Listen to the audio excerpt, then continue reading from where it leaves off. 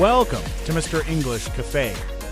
Have you ever sat down for dinner with someone you love but realized 10 minutes later that you've both been staring at your phones the whole time?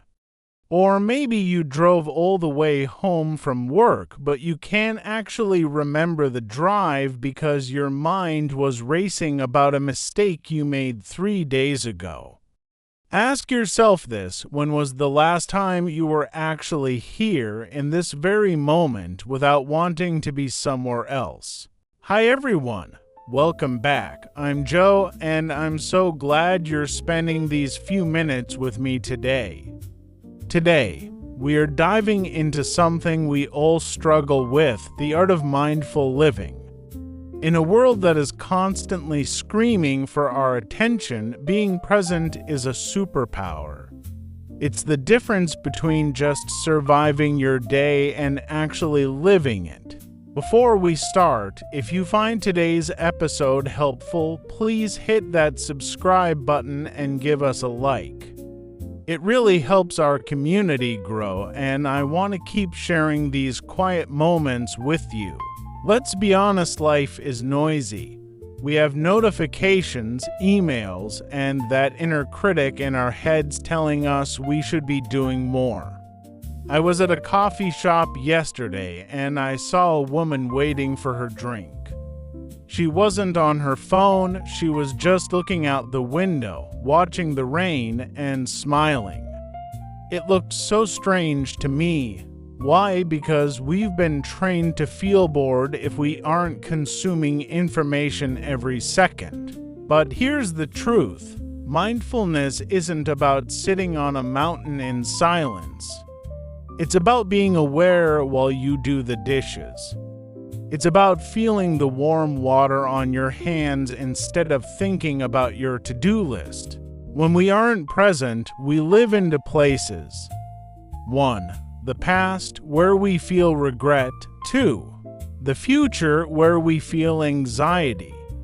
The only place where peace exists is the now, but I know staying in the now is hard when you feel overwhelmed.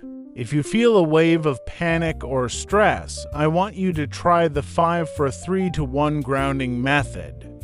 It's a way to tell your brain, hey, I'm safe right here. 5. Look around and name 5 things you can see. A blue pen, a lamp, a tree outside. 4. Notice for things you can touch. The fabric of your chair, your cold water bottle. 3. Listen for 3 things you can hear. The hum of the fridge, a bird, your own breath. 2. Identify the things you can smell. Coffee, the rain, or even just the air. 1. Focus on one thing you can taste. The mint in your mouth or just the back of your teeth. This pulls your spirit back into your body. It stops the mental time travel. I want to share the quotes that changed how I look at my mornings. Yesterday is history. Tomorrow is a mystery, but today is a gift. That is why it is called the present.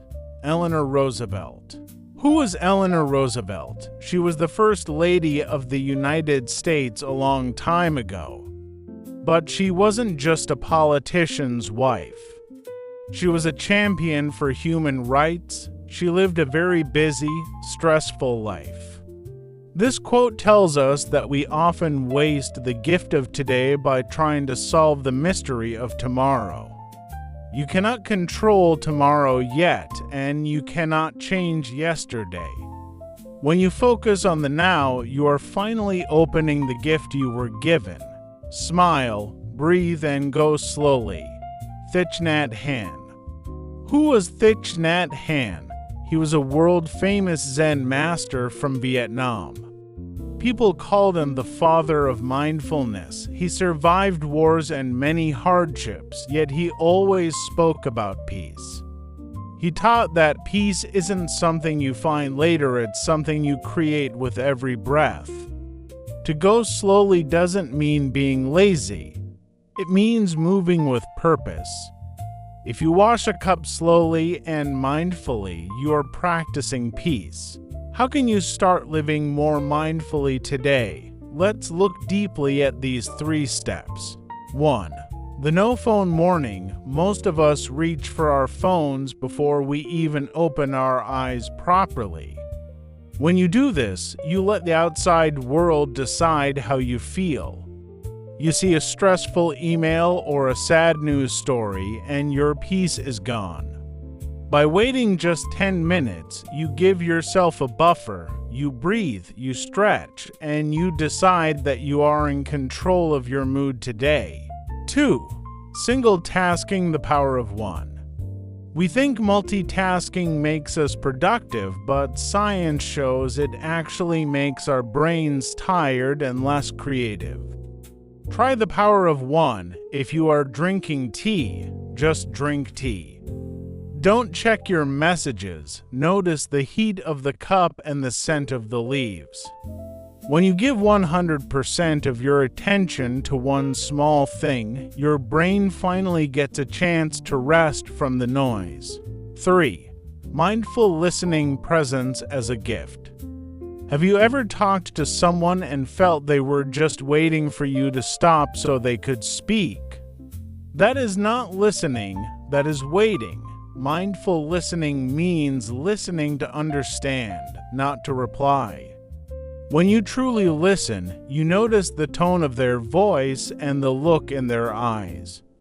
It makes your relationships much deeper because the other person feels truly seen. To wrap things up, remember that mindfulness is a practice, not a destination. You will get distracted. Your mind will wander. That's okay. Being mindful just means noticing when you've wandered and gently bringing yourself back like a kind friend leading you home. The final reminder, you are not your thoughts. You are the person observing the thoughts. You have the power to choose which ones to follow and which ones to let go. We've talked about Eleanor Roosevelt's gift, Thich Nhat Hanh's slow peace, and how to reclaim your morning. I hope this episode felt like a warm hug for your busy mind. My question for you today is this.